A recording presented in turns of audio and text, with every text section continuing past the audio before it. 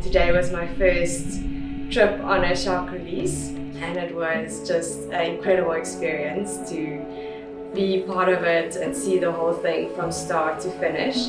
It is quite a big operation. When we were walking the shark into the ocean, it was a lot more chaotic than I was expecting. In my mind, I pictured smooth seas, flat ocean. Whenever we do a shark release, I always get a bit nervous. There's always that, are things going to go all right? Is everything going to be good? The 7 of us carried it across the beach, which looked relatively close, but carrying 200 kilograms, it was a long way. Thinking, will she be fine, versus also a little bit of the anxiety of the ocean was quite rough and you are carrying a very, very big shark that's starting to wake up after the sedation medications. You still have this respect for them. You don't really fear them, but you have this respect, and I think all animals should have that. Lots of the people, they think when they see sharks, they see a very dangerous animals, but it's not like that.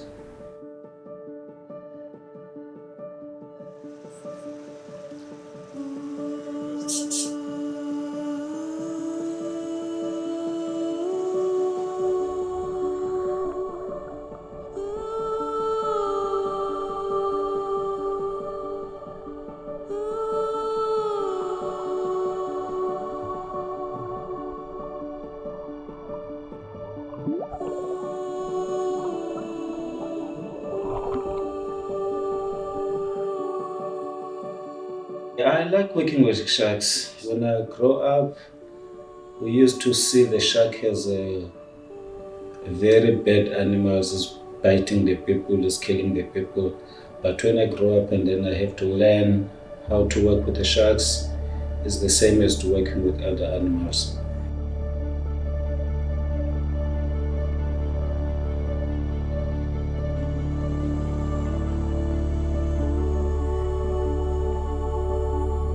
In my experience at the aquarium, I haven't been there very long, but I do dive with the Raggies sharks on a regular basis, and they have truly just astounded me with how incredibly clever they are. They really are not mindless predators that just kind of will go for anything that falls into their water. They are very curious, they are very intelligent. They come over, they check us out, they look at us, they look you in the eye, and you can see when they're looking at you, and they can also see when you're looking at them. And it's such a respect when you can kind of see this animal looking at you, and you look back at them and they recognize you. Yeah, I've just found that they are just so incredibly intelligent and not the mindless killers that a lot of movies have obviously made them out to be.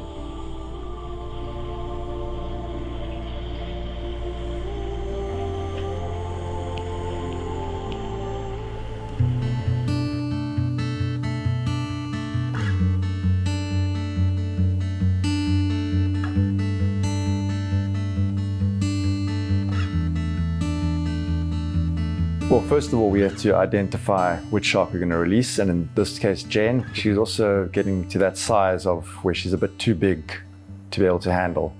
So we try at around 200 kilos. That's our maximum weight to be able to handle her safely. Once we've identified which shark we are going to release, we will liaise with our vets. Downstairs, we're gonna go ahead and dart her. When we decide to release a shark, the process normally runs that we assess the shark beforehand. We'll see if she's stable enough in the tank. We will dart sedate her, so I'll draw up my sedation medication. I'll give it to the team, and then they will dart sedate her with a underwater sedation pole. So after they've been injected, you give them about 20 minutes to half an hour just for that sedative to start working. Sometimes it takes a bit longer, sometimes it's a bit quicker. It's all dependent on each shark. Once we've assessed and we are happy that she's at the right sedation level, we'll guide her into a cone. Once she was in, Kevin gives her a strong tug on the rope, gives me the signal to pull. We lift her to the surface. Once she's up in the cone on the surface, we wait for the divers to safely get out of the way, and then I'll pass the ropes under the platform to the divers. Once they've got the ropes, they'll pull her into the medical pool.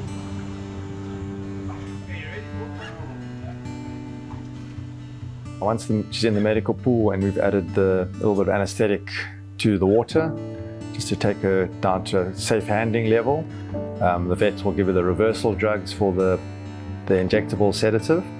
And then after that, we give her a moment just to calm down and be able to handle her safely. Then we'll take measurements, we'll take her weights, we did bloods, we did a full medical exam just to make sure she was in good health.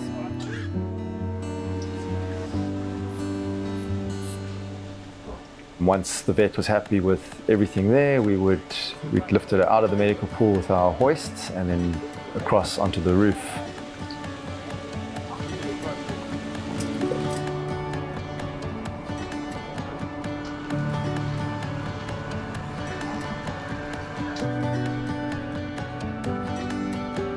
The last bit's the tricky part because we're lifting 200 kilograms without the help of a crane, so it's all muscle.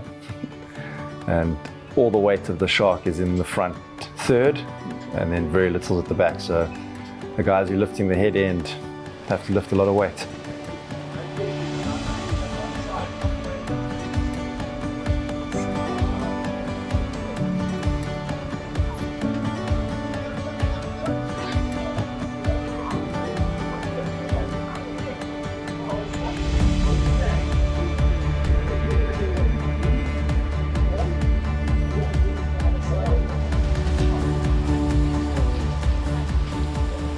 Try and get her swimming as quickly as possible to make sure that lactate doesn't build up in her muscles. So we try and get her moving very quickly, and then just make sure that she's swimming properly, so she's properly buoyant, which means she's not lying flat on the pool or swimming like right at the surface. You want her swimming in the middle of the water column. So if she's swimming like that, then we're happy. And then we just make sure she's breathing properly, and like I said, she's swimming normally. And then we'll just monitor her for the rest of the time while she's in quarantine.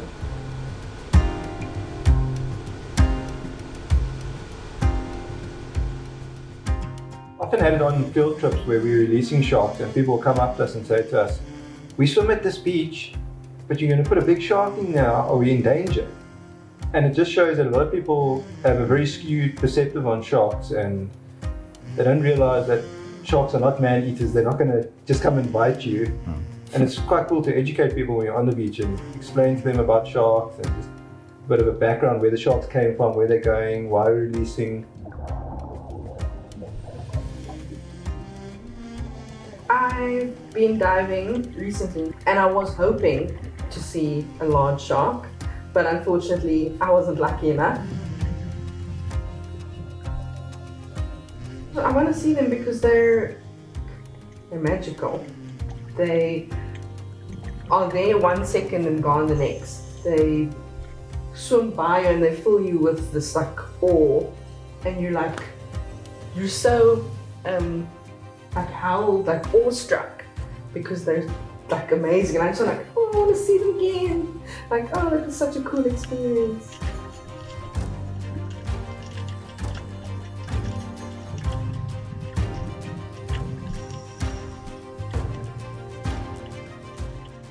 So I've also been diving for around 10 years. I've dived once or twice where we've come across Raggies. They're also very inquisitive. If you've got fish or something with you, they'll come and have a look and check what you're doing. But I've never had an experience where I've been scared in the wild of a shark.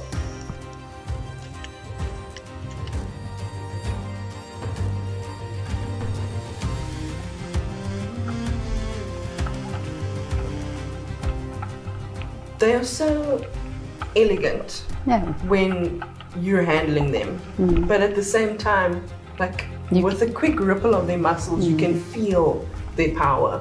So yeah, you know you need to have respect. Exactly. So yeah. They don't need much. Like a little movement of the tail and you can feel it. Like it's in you. Like it vibrates through you. That's what I meant about quiet power.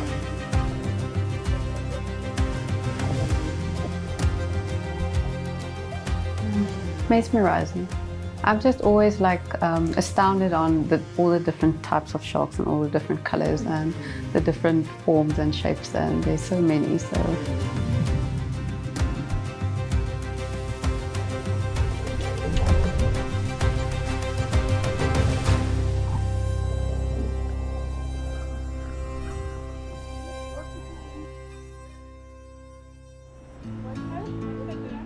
before Ilse takes blood, we need to sedate the shark a little bit. And so we do that by mixing an in-water anesthetic. And once she's asleep enough and easy enough to handle, then we will call Ilse and she can start taking blood.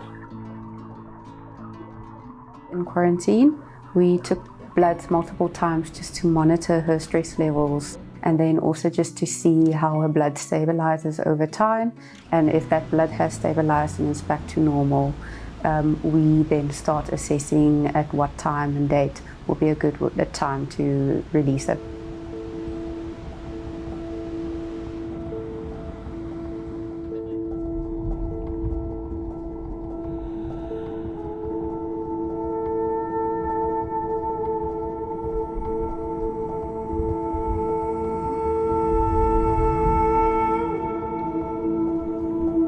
I find sharks are super powerful animals in the sense that if you look at kids when they come to the aquarium, they'll always tell you about the sharks. They love the fish and they remember all the fish, but the one thing that sticks with them is sharks. And I think that sends a message, just in general, if we're conserving the ocean, we start with sharks and something that the kids can remember. It goes a long way to preserving the future.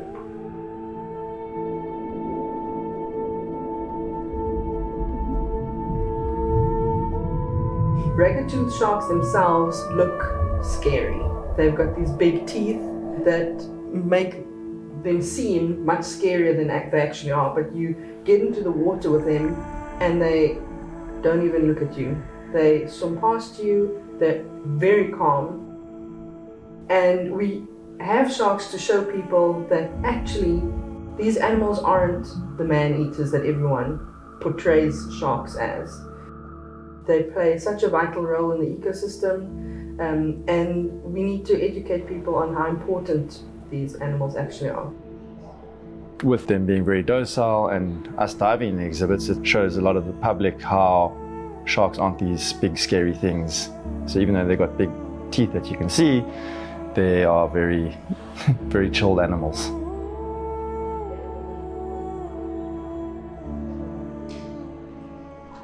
It is quite a big operation, bigger than you kind of would expect, to get her out of the tank, get her ready, transport, get her back out the tank. So yeah, it was quite an interesting experience. So the team came in early this morning to start prepping the truck, getting the 6-ton tank ready.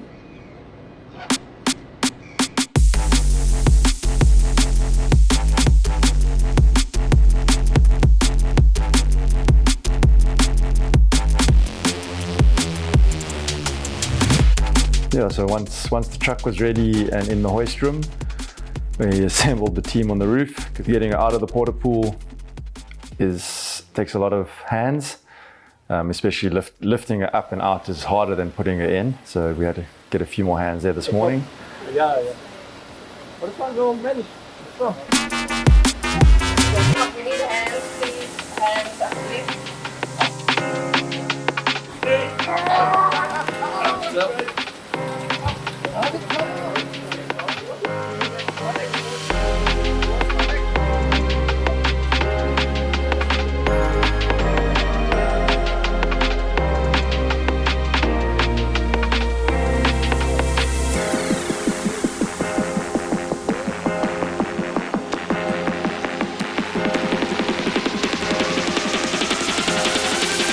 It's always a bit unnerving when you're lowering a shark 6 meters up in the air all the way down, but we've got a system and it works really well. It's pretty secure.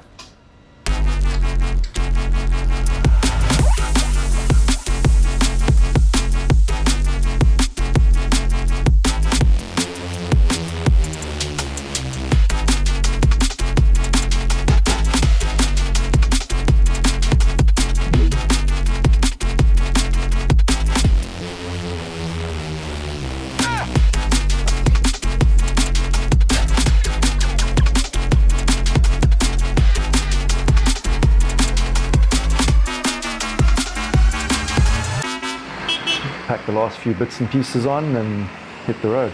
We did a stop about halfway where we checked the water quality, so we just made sure that oxygen levels were correct, the temperature hadn't gone up too much.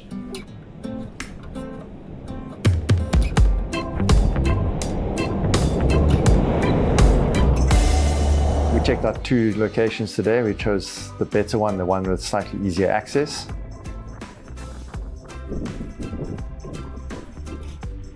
She is able to swim around in that 6,000 litre tank, so we have to lower the level, just makes it a little bit easier to handle her. I did a final check on her and just see how she responded after the transportation. When we were happy with her, we started mixing a very low dose of the anesthetic agent again. Once she was sedated enough, just enough to get her into a stretcher safely, we then hoisted her out.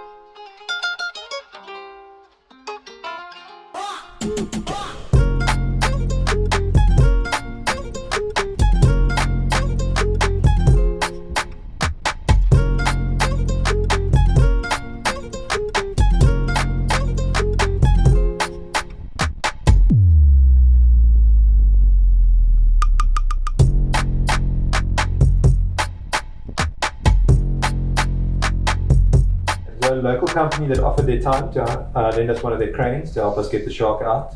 Without that, it would have been extremely difficult to get her out of that tank. They're the same company that helped us out the last time. They've obviously got a big passion for the ocean and really like to see sharks being released.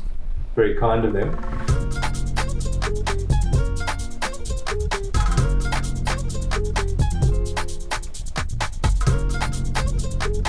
So once she was removed from the tank with the use of the crane, she was lowered onto the foam mattress once again on the floor, and we put a spaghetti tag in her, a Ori spaghetti tag. So if she is recaptured along the coastline, the Ori spaghetti tag has a specific digit on it, letter and numbers, and we report that to Ori, and then they can notify us if she gets captured, where she's been recaptured, and how much she's grown.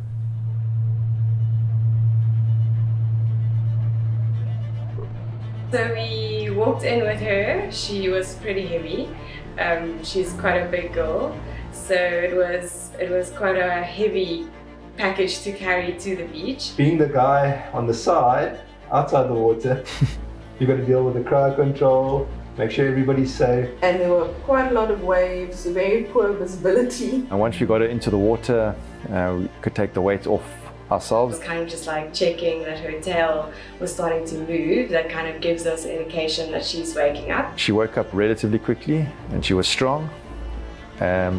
She did bite onto the front of the stretcher, which took some time to get her to let go.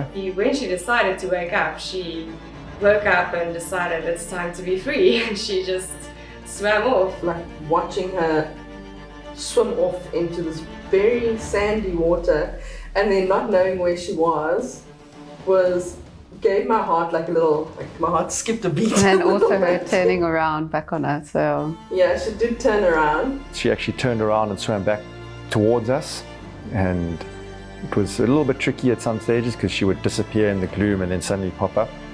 So everyone had to kind of back off quite quickly.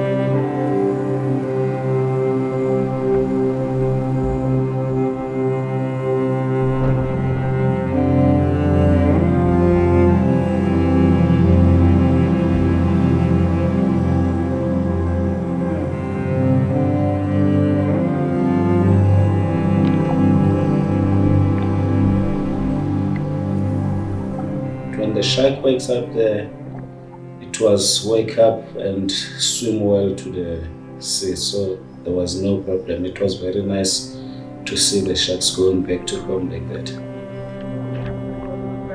Okay, wave coming, hold tight. Hold tight. You guys all right in the front there? Yeah. Okay, a couple more meters.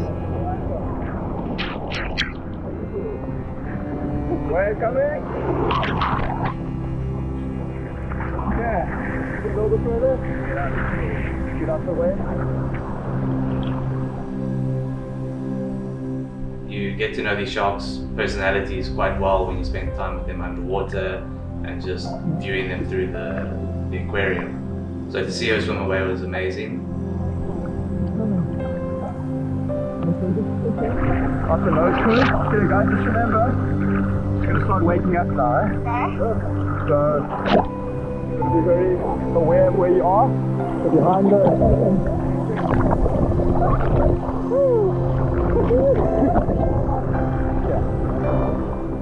It's always a bit of a heart sore moment there. Been through the whole process, but it's great to see the sharks go back into the wild.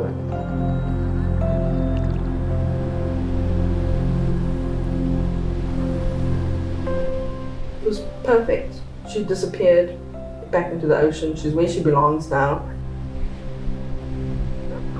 Guys, just be careful that side, please. Yeah. Stop that side of the system, turn around to this side. There you go.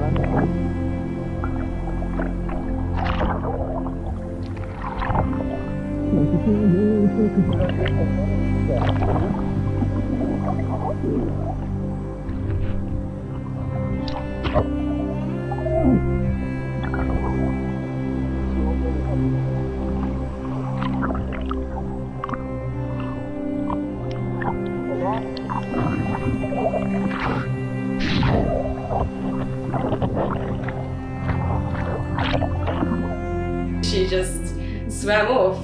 That was really pretty to see.